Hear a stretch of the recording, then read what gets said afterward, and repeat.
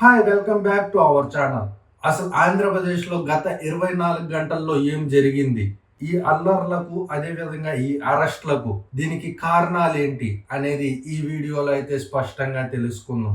ఈ 24 గంటల్లో అసలు ఆంధ్రప్రదేశ్‌లో ఏం జరిగింది అనేది ఈ వీడియోలో చూద్దాం. అసలు మనం చూసుకుంటే ఒకవైపు అంబటి రాంబాబు అరెస్ట్, జోగి రమేష్ ఇంటిపై దాడి, అదేవిధంగా చంద్రబాబు రియాక్ట్ అవ్వడం, కార్యకర్తలు అదుపులో ఉండాలి అని సీరియస్ అవ్వడం, అదేవిధంగా చూసుకుంటే ఇటుపక్క జగన్ గారు గుంటూరుకి వెళ్ళడం, అక్కడ అంబటి రాంబాబు గారి కుటుంబ సభ్యులు మళ్ళీ అలాగే జైలుకి వెళ్ళి రాజమండ్రిలో ఏదైతే సెంట్రల్ జైలు ఉందో ఆ జైలుకు వెళ్తారనే సమాచారం కూడా ఉంది. ఒకవేళ అక్కడికి అదేవిధంగా గుంటూరుకి వెళ్తే నిన్న జరిగిన అల్లర్లే ఈరోజు కూడా జరుగుతాయా?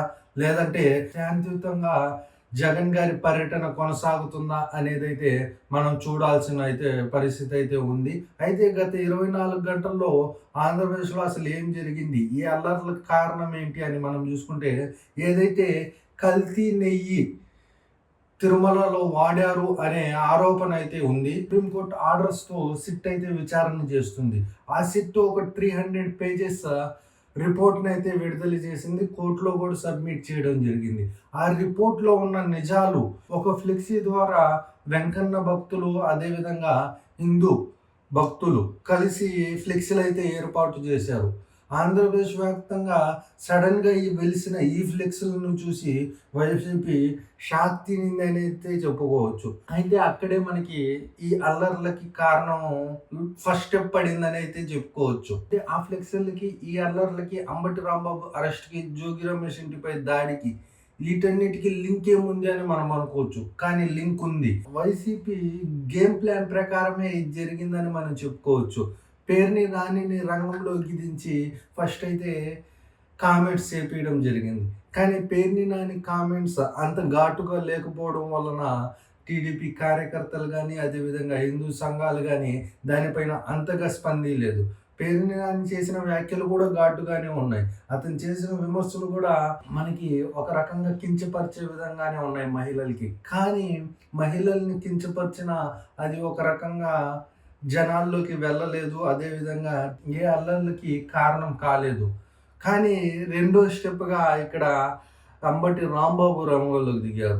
అయితే ఏదైతే ఈ ఫ్లెక్స్ హిందూ భక్తులు, అదేవిధంగా వెంకన్న భక్తులు ఏర్పాటు చేసిన ఫ్లెక్సీ వద్దకెళ్ళి అంబటి రాంబాబు గారు దాన్ని చించేయడానికి ప్రయత్నం చేశారు. ఆ ఫ్లెక్సీ చించాల్సిన అవసరం ఏమొచ్చిందని అయితే మనం మాట్లాడుకోవాల్సిన అవసరం ఉంది. అంటే దాంట్లో స్వయంగా అక్కడ జరిగిన అవినీతి గురించి మెన్షన్ చేశారు. అదేవిధంగా సిట్ చెప్పినట్టే లడ్డు కల్తీ జరిగింది, అడల్ట్రేషన్ జరిగింది, పాలు లేకుండానే నెయ్యి సృష్టించడం జరిగింది అనే బోలేబాబు కంపెనీ నెయ్యి సృష్టించడం జరిగింది. ఆ నెయ్యే లడ్డు తయారీకి వినియోగించారు అని అయితే మనకి స్పష్టమైన సిట్ రిపోర్ట్ వచ్చింది. ఆ సిట్ రిపోర్ట్ ఆధారంగానే ఆ ఫ్లెక్సీ ఏర్పాటు చేయడం జరిగింది. ఆ ఫ్లెక్సీని చించాల్సిన అవసరం ఏముంది అంబటి రాంబాబు గారికి? మీరు ఒక ఫ్లెక్సీ ఏర్పాటు చేసుకోండి. లడ్డూ కల్తీ జరగలేదు, లడ్డూలో యానిమల్ ఫ్లాట్ కలపలేదు, జంతువుల కొవ్వు లేదు, సిట్ ఇచ్చింది, ఇదిగో పలానా నెంబర్లో ఉంది అని మీరు పెద్ద పెద్ద హోర్డింగ్ వేసుంటే సరిపోయేది కదా. ఆ ఫ్లెక్సీ వద్దకు వెళ్ళి ఓళ్ళు వెంకన్న భక్తులు వేసుకున్న ఫ్లెక్సీలు చించితే ఒకవేళ ఆలోచించండి, సింపుల్గా ఆలోచించండి. మీరేసిన ఫ్లెక్సీలే టీడీపీ కార్యకర్తలో లేదంటే వేరే కార్యకర్తలో వచ్చి చింపేస్తే మీరు ఒప్పుకుంటారా? లేదు కదా. చట్టబద్ధంగా తీసుకోవాల్సిన యాక్షన్లు ఉన్నాయి. పోలీస్ ప్రొటెక్షన్ ఉన్నా మీరు వచ్చి అంతమంది జనాభాని వేసుకొని వచ్చి ఫ్లెక్సీలు చించడానికి ప్రయత్నిస్తే ఇప్పుడు దొమ్మికొచ్చినప్పుడు కాపాడుకోవాల్సిన బాధ్యత ఎవరైతే, ఫర్ ఎగ్జాంపుల్ మనం చూసుకుంటే నా పైన ఎవరైనా అటాక్ చేయడానికి వస్తున్నారంటే నేను పోలీస్ ప్రొటెక్షన్ తీసుకుంటాను. పోలీసుని దాటుకొని కూడా నన్ను కొడతా ఉంటే నేను చూస్తూ ఊరుకోలేను కదా. నా డిఫెన్స్ నేను చేసుకోవాలి కదా. ఆ డిఫెన్స్లో భాగంగానే అక్కడున్న వ్యక్తులు డిఫెన్స్ చేయడం జరిగింది. అంబటి రాంబాబు ఫ్లెక్సీ చించకుండా ప్రయత్నించారు. అయితే ఆ ప్రయత్నంలోనే అక్కడున్న వెంకన్న భక్తులు అంబటి రాంబాబుని అడ్డుకున్నారు. ఆయన ఆవేశంలో బయటికొచ్చి ఎవరొస్తారో రాండ్రా బీప్ వేసుకోవాల్సిన పరిస్థితి ఉంది. అదే సరే అక్కడున్నోళ్ళని ఎవడొస్తారో రాండ్రా అంటే అక్కడ ఓళ్ళని అంటే సరే, అక్కడ ఏ సంబంధం లేని వ్యక్తిని ఇన్వాల్వ్ చేసి ఒక పదం వాడి "ఓడిని రమ్మనోడమ్మ మొగుడు" అని చెప్పడం. ఈ వ్యాఖ్యలు చూస్తా ఉంటే అసలు ఒక మహిళని కించపరిచిన వ్యాఖ్యలు. అంటే చంద్రబాబు గారి తల్లిని దూషించారు. ఇంతకుముందు భార్యని దూషించారు అసెంబ్లీలో. ఆ అసెంబ్లీలో భార్యని దూషించడానికి కారణం కూడా మొట్టమొదటి వ్యక్తి అంబటి రాంబాబు అనే చెప్పుకోవాలి. అంబటి రాంబాబు గారు ప్రసంగం చేస్తూ ఒక పదాన్ని యూజ్ చేశారు. దాని తర్వాత వెనక అసెంబ్లీలో అందరూ కొడాలి నాని కానీ, వల్లభనేని వంశీ కానీ ఏమంటారు కింద నుంచి ప్రొలాంగ్ చేశారు. అయితే అప్పుడు కూడా భార్యను అవమానించినప్పుడు కూడా అంబటి రాంబాబే కారణం. ఇప్పుడు తల్లిని అవమానించినప్పుడు కూడా అంబటి రాంబాబే కారణం. ఇంత మహిళలను కించపరుస్తున్న ఈ అంబటి రాంబాబుని అక్కడున్న అంటే ఏదైతే వైసీపీ సోషల్ మీడియాలో సర్క్యులేట్ అవుతుందో, ఒక మహిళ తిట్టింది, దాని తర్వాత అంబటి రాంబాబు వారు రియాక్ట్ అయ్యారని అయితే వైసీపీ సోషల్ మీడియాలో కన్వే చేస్తున్నారు. కానీ ఇక్కడ మనం టైమింగ్ చూసుకుంటే ఫస్ట్ అంబటి రాంబాబు గారు ఈ పదజాలం వాడిన తర్వాత వెనకున్న అభిమానులు కానీ, వెంకన్న అభిమానులు కానీ, టీడీపీ కార్యకర్తలు కానీ, జనసేన కార్యకర్తలు కానీ వెనక నుంచి ఇంకా నిన్ను తిడుతూ ఉంటే నువ్వు గమ్ముకున్నావు కదా వాసు, అలాగే వాళ్ళు కూడా అతను అభిమానించే వ్యక్తిని తిడతారా అని వెనక నుంచి ఒక మహిళ కానీ ఎవరో కానీ అదే పదజాలం వాడారు. వెంటనే విత్ ఇన్ సెకండ్స్లో ఈ మాటలు అనేసి అంబటి రాంబాబు గారు అక్కడి నుంచి పరారైపోయారనే చెప్పుకోవచ్చు. ఆ పరారైపోయే సమయంలోనే ఏదైతే అంబటి రాంబాబు గారి క్యాన్వాయ్ వెనక వస్తున్న బ్లాక్ కలర్ కార్ ఒకటి బిగ్ టీవీ రిపోర్టర్ని గుద్దుకుంటా వెళ్ళిపోయింది. గుద్దిన తర్వాత ఆగి అతన్ని ఏమైనా పరామర్శించి వెళ్ళారంటే లేదు, గుద్దేసి జమ్మని వెళ్ళిపోయారు అంబటి రాంబాబు గారు. సరే అంబటి రాంబాబు గారు వెళ్ళిపోయారు, అంతటితో అయిపోయింది. సరే అతను వాడిన పదజాలాలకి క్షమాపణ చెప్తారా అని అందరు ఎక్స్పెక్ట్ చేశారు. కానీ అంబటి రాంబాబు గారు క్షమాపణ చెప్పలేదు. క్షమాపణ చెప్పకపోగా ప్రెస్ మీట్ పెట్టి లోకేష్ గారిని విమర్శించారు. నీ రెడ్ బుక్కి నా తోటలో 2 కుక్కలు కూడా భయపడవు అంటూ ఘాటు విమర్శలు చేశారు. సరే రెడ్ బుక్ భయపడవు, ఓకే, మీరు భయపడాల్సిన అవసరం కూడా లేదు. చట్టబద్ధంగా ఏదైతే యాక్షన్ తీసుకోవాలో అది ప్రభుత్వం తీసుకుంటుంది. మీరు చేసిన ఏదైతే పదాలు యూజ్ చేశారో ఆ పదాలు ఒక ముఖ్యమంత్రి పైన యూజ్ చేశారో దానికి తగ్గ యాక్షన్ ప్రభుత్వం అయితే తీసుకుంటుంది. కానీ ఇక్కడ ఏదైతే అక్కడ జరిగిన టీడీపీ కార్యకర్తలు అంబటి రాంబాబు గారి ఇంటిని చుట్టుముట్టడం ఇదంతా చూసుకుంటే చుట్టుముట్టుతారు. ఎందుకంటే వాళ్ళకి బీపీలు వస్తాయి, వాళ్ళకి పౌరుషాలు ఉంటాయి. అంటే వైసీపీ కార్యకర్తలకు ఒకటే కాదు కదా పౌరుషాలు ఉండేది, టీడీపీ కార్యకర్తలకు కూడా పౌరుషాలు ఉంటాయి. ఆ టీడీపీ కార్యకర్తలకు వచ్చిన పౌరుషం చూసి జగన్ గుండెల్లో వణుకు పుట్టేలా చేశారు. అది కూడా చంద్రబాబు గారు వద్దంటున్నారు కాబట్టి ఆ రకంగా జరిగింది. ఒకవేళ చంద్రబాబు గారు కానీ సైగలు చేస్తే, లోకేష్ కానీ ఒక్క ఆర్డర్ ఇస్తే అంబటి రాంబాబు గారి ఇల్లే లేచిపోయేది అక్కడ. అట్లాంటి పరిస్థితి సృష్టించేవాళ్ళు. కానీ ఏదైతే కేవలం అది శాంపుల్ మాత్రం అనే మనం చెప్పుకోవచ్చు. ఎందుకంటే టీడీపీకి అంత మాట అయిన తర్వాత ఏ టీడీపీ కార్యకర్త ఊరుకోబోడు. ఆ సీనే రిపీట్ అవ్వద్ది. ఒకవేళ మళ్ళీ అదే సీన్ రిపీట్ అవుద్దని అయితే మనం చెప్పుకోవచ్చు. కానీ అది చట్టబద్ధంగా న్యాయం కాదు. ఎందుకంటే దానికంటూ చట్టాలు ఉన్నాయి, దానికంటూ తీసుకోవాల్సిన యాక్షన్స్ పోలీసుల పరంగా తీసుకోవాలి, చట్టబద్ధంగా తీసుకోవాలి. ఆ చట్టబద్ధంగా తీసుకుంటారు. బట్ ఏదైతే క్షణికావేశం ఉంటుందో ఆ క్షణికావేశం టీడీపీ కార్యకర్తల్ని ఆపలేకపోయిందని అయితే చెప్పుకోవచ్చు.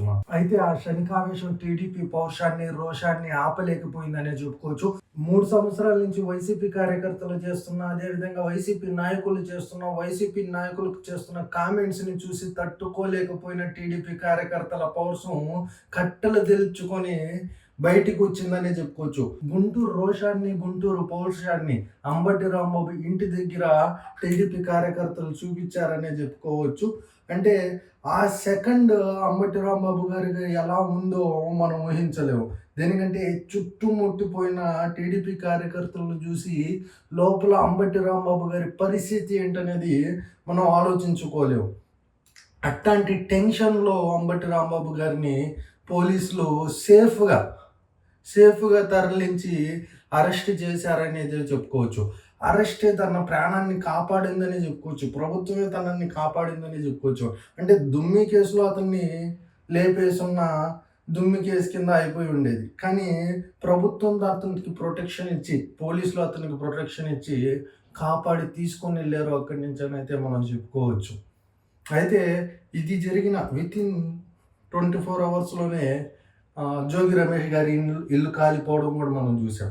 అంటే ఈ పౌరుషం, టీడీపీలో ఉన్న పౌరుషం కట్టలు దించుకొని ఒక్కసారిగా బయటికి రావడంతో, అంటే డ్యామ్‌లో నీళ్లు స్టోరేజ్ చేసుంటాం. ఒక్కసారిగా డ్యామ్ డోర్ తీస్తే నీళ్లు ఎంత ఫోర్స్‌గా వస్తాయో అదే విధంగా టీడీపీ కార్యకర్తల రోషం, పౌరుషం కూడా దూసుకొచ్చిందని అయితే చెప్పుకోవచ్చు. వితిన్ 24 అవర్స్‌లో ఇది మొత్తం జరిగిపోయింది. కానీ ఇక్కడ చంద్రబాబు గారు రంగంలోకి దిగారు. ఇలాంటి ఆలోచనలు, ఇలాంటి దాడులు, ఇలాంటి పనులు చేస్తే టీడీపీ అస్సలు ఊరుకోదు అనే సంకేతాన్ని వితిన్ 24 అవర్స్‌లో, ఈ అల్లర్లు జరిగిన 24 అవర్స్‌లోనే చంద్రబాబు గారు స్పందించడం, అదేవిధంగా ఇలాంటి అల్లర్లు జరగకుండా చూసుకోండి అంటూ టీడీపీ క్యాడర్‌కి చంద్రబాబు హెచ్చరిక అయితే జారీ చేశారు. అదేవిధంగా మనం చూసుకుంటే, సరే క్యాడర్‌కి హెచ్చరిక జారీ చేశారు అంతటితో అయిపోయిందా అనుకుంటే, స్వయంగా ఎవరైతే ఈ కార్యకర్తలు, టీడీపీ కార్యకర్తలు ఇలా చేశారో వారిపై కేసులు కూడా నమోదవడం జరిగింది. ఇదేందబ్బా, వైసీపీ కార్యకర్తలు అప్పట్లో దాడి చేస్తే జగన్మోహన్ రెడ్డి గారు మా కార్యకర్తలకు బీపీ వచ్చాయని సపోర్ట్ చేసుకుంటూ వచ్చారు. ఇక్కడ చూసుకుంటే మనకి టీడీపీ కార్యకర్తలు క్షణికావేశంలో తన నాయకుడిని అన్నారు, తన అభిమానించే లీడర్ని అన్నారు అనే క్షణికావేశంలో చేసిన పొరపాటును కూడా చంద్రబాబు గారు క్షమించలేదు. ఇలాంటి పనులు చేయడం తప్పు. ఏదైనా చట్టం చూసుకుంటది. చట్టానికి మనం గౌరవం ఇవ్వాలి అనే ఆదేశాలు ప్రజల్లోకి వెళ్ళేలా తన సొంత కార్యకర్తలు తప్పు చేసినా ఊరుకోలేదు. గతంలో కూడా మనం చూసాం. ఒకతను భారతిరెడ్డి గారిని ఏదో చిన్న మాట అన్నారని అతన్ని అరెస్ట్ చేశారు. ఇప్పుడు చూసుకుంటే క్షణికావేశంలో చేసిన పొరపాటుని చంద్రబాబు క్షమించలేదు. తన సొంత కార్యకర్తల పైన కూడా కేసులు నమోదు చేయించారు. అది చిన్న కేసులా పెద్ద కేసులా అనేది మాట కాదు, కానీ తప్పు ఎవరు చేసినా తప్పే. అప్పట్లో పవన్ కళ్యాణ్ గారు ఒక మాట అయితే అన్నారు, పవన్ కళ్యాణ్ తప్పు చేసిన తల తీసేసే చట్టం రావాలి అంటూ 2014లో జనసేన స్థాపించినప్పుడు బలంగా ఒక మాట అన్నారు. ఆ మాట ఇప్పుడు నిజమైందని అయితే మనం చెప్పుకోవచ్చు. ఏదైతే తన సొంత కార్యకర్తలు తప్పు చేసినా చంద్రబాబు గారు క్షమించకుండా వెంటనే యాక్షన్ తీసుకున్నారు. ఇదే కాదు, తన నాయకులు తప్పు చేసినా వెంటనే యాక్షన్ తీసుకుంటున్నారు. ఇలాంటి ప్రభుత్వం మనం ఎప్పుడు చూడలేదు. షబాష్ అనే మెచ్చుకుంటున్నారు ఏపీ ప్రజలు. అయితే ఏ విధంగా గతంలో ఇలాంటి దాడులు చేసినప్పుడు జగన్ గారు పరిస్థితి కూడా మనం చూసే ఉన్నాం, ఏం జరిగిందో. అయితే ఈ 24 గంటల వ్యవధిలో ఆంధ్రప్రదేశ్లో జరిగిన ఈ సిచ్యువేషన్‌లని బేస్ చేసుకొని నేను మీకు టోటల్‌గా ఎక్స్‌ప్లెయిన్ చేయడం జరిగింది.